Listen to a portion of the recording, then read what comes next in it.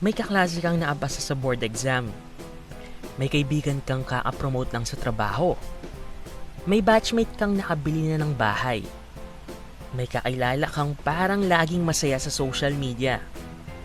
At kahit masaya ka para sa kanila, parang may part sa sarili mo na kumikirot.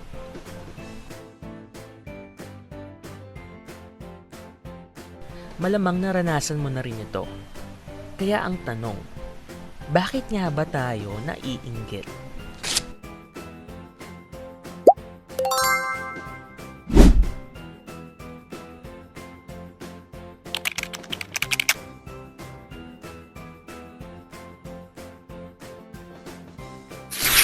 Isipin mo na lang, pareho kayong nagsimula, pareho kayong nag-aral, pareho kayong nagsumikap. Pero isang araw, may nakita kang post.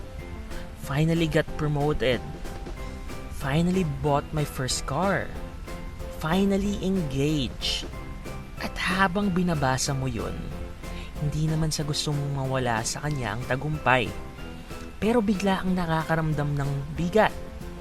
At doon mo malalaman na nakakaramdam ka na ng inggit. Madalas kasi kapag naririnig natin ang salitang inggit, naisip agad natin ay masamang ugali na parang kasalanang makaramdam nito. Pero sa psychology, mas complicated ang inggit kesa sa inakala natin. Ayon sa maraming pag-aaral sa psychology, ang envy o inggit ay isang emotion na nararamdaman natin kapag may isang tao na may bagay na gusto rin nating makamit. Pwede itong pera, tagumpay, relationship, itsura, kakayahan, o kahit simpleng opportunity. Iba ito sa selos. Linawin natin dahil madalas silang napagpapalit. Ang selos or jealousy ay kadalasang may kasamang fear na mawala sa atin ang isang mahalagang relationship or bagay dahil sa presence ng ibang tao. Halimbawa, maaari kang mainggit sa promotion ng katrabaho mo, pero maaari kang magselos kapag feeling mo ay mas nabibigyan siya ng atensyon ng iba mo pang katrabaho. Sa madaling salita, ang inggit ay tungkol sa bagay na wala tayo ngunit meron ng iba.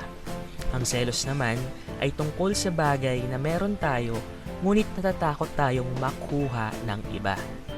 Continue tayo sa inggit. May isang perspective tungkol dito na medyo kakaiba. Sa halip na isipin natin ito bilang emotion na nagmula sa pagnanais sa meron ng ibang tao, may research na naglalarawan dito bilang pain at the good fortune of other people. Sinasabi nito na nakakaramdam tayo ng sakit kapag nakikita nating may magandang nangyayari sa ibang tao. Hindi dahil ayaw natin makitang masaya sila, kundi dahil pinapaalala nito ang mga bagay na wala tayo. Kung tutuusin, hindi naman ibang tao ang problema. Ang pinagmumulan kasi talaga ng inggit ay social comparison.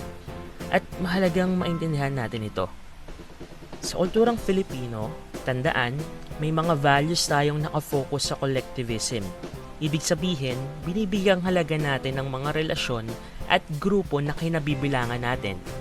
Ngunit dahil mahalaga sa atin ang social relationships, mas mataas ang chances na magkaroon tayo ng pagko-compare. Lalo na kapag ang mga taong kinukumpara natin ay hindi naman ibang tao at malapit sa atin. Dahil dito, madaling maramdaman sa atin ang inggit. At maaring ito rin ang dahilan kung bakit minsan mas masakit makita ang success ng taong malapit sa atin kaysa sa mga taong hindi naman natin kilala. Sila kasi ang madalas nating basis ng sarili nating progress. At kung makikita natin silang umangat, nagkakaroon tayo ng pag-iisip kung bakit hindi rin tayo umaangat kung parehas naman tayo ng pinanggalingan. Kung dati ay limited lang ang mga taong pwede nating ikumpara sa sarili natin, ngayon, because of the internet and social media, the chances of being envious are higher.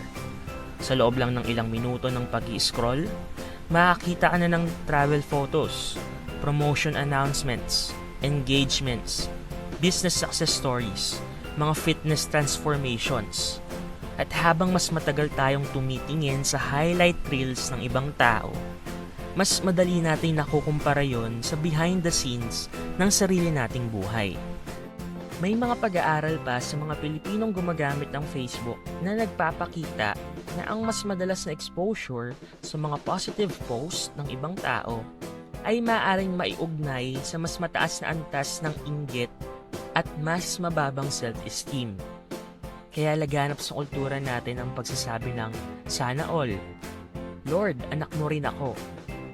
At kahit madalas natin gawing itong biro, may katotohanan din sa likod nito. Pero ano nga ba ang nangyayari kapag hindi natin naiintindihan o nahaharap ng maayos ang inggit? Kapag tumagal kasi ito, maaari nitong maapektuhan ang mood natin, relationships, and even how we see ourselves. May mga taong nagiging mas motivated dahil sa inggit. Ito ay benign envy. Nakikita nila ang tagumpay ng iba bilang inspiration kahit nakakainggit.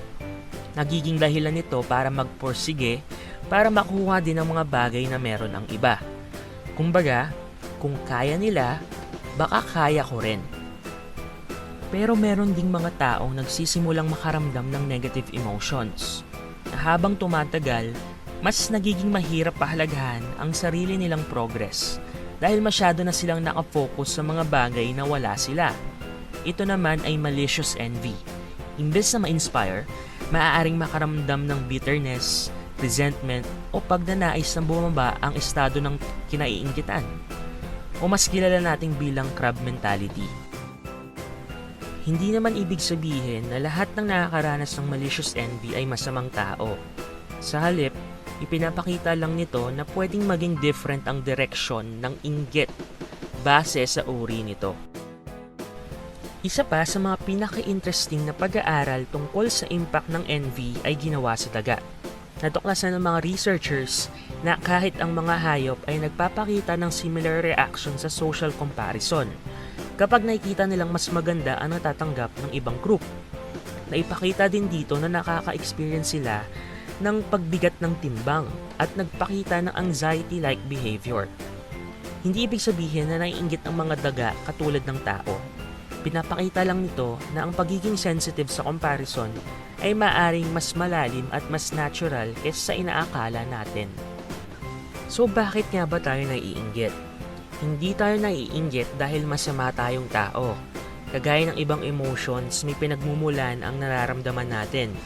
Naiinggit tayo dahil may mga bagay tayong pinapahalagahan na feeling natin ay mas nakukuha ng ibang tao. Karaniwan itong nanggagaling sa social comparison. Halimbawa, kapag naiinggit ka sa promotion ng iba, maaaring mahalaga sa iyo ang career growth. Kapag naiinggit ka sa relasyon ng iba, maaaring mahalaga sa iyo ang love and connection. At kapag naiinggit ka sa tagumpay ng iba, maaaring pinapakita lang nito ang mga pangarap na gusto mo ring maabot. Pero hindi lang tungkol sa ibang tao ang inggit. Tungkol din ito sa paraan ng pagtingin natin sa ating sarili, sa mga comparisons natin, expectations, at sa kung paano natin pahalagahan ang sarili natin. Kaya kapag naiinggit tayo, hindi sapat na tanungin kung ano ang meron sa ibang tao. Mas mahalagang alamin kung ano ang sinasabi ng inggit sa kung paano natin sinusukat ang sarili nating halaga. Baka ang opposite ng inggit ay hindi happiness para sa success ng iba, kundi peace sa sarili nating journey. Dahil habang nakatingin tayo sa kung ano ang meron ng ibang tao, madali nating malimutan kung gaano na rin kalayo ang narating natin. At baka minsan, ang kailangan natin ay hindi mas maraming comparison, kundi mas maraming pagpapahalaga sa sarili nating progress. Welcome to Bukas Malay, The Open Mind. Opening minds and shaping mindsets for tomorrow dahil ang mas magandang kinabukasan ay nagsisimula sa bukas na isipan. If you want to open your mind, learn more about yourself and others, subscribe to our channel.